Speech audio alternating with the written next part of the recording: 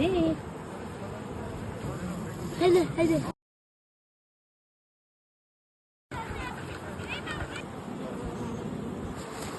Hadi. Hadi hadi.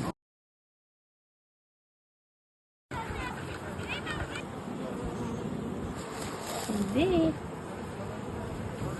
Hadi hadi. Cenab-ı Allah Kerim kitabında, Kur'an-ı Kerim'de, Nahl suresinde arının insana birçok faydası vardır diye bizleri bildiriyor. Bizler de hem bu bilgiler ışığında hem de bu güzel atmosferde arıcılarımızın çalışmalarını yerinde gözlemledik ve bugün bal hasadına eşlik ettik. 357 ton bal verimi, bal hasadı bekliyoruz.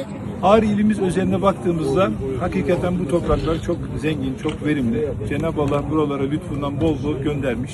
Özellikle geven balı ve bu da boğa dikeni diye bir bitki.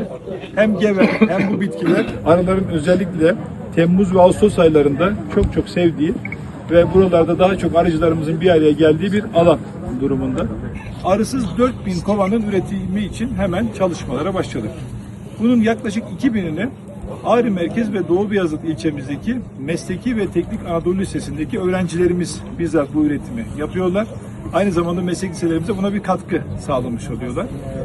Yaylalarımızın bereketi, Ağrı'mızın çok zengin florası, bitki çeşitliliği, arıcılık ve arıcılık faaliyetlerinin geliştirilmesi için oldukça müsait durumda.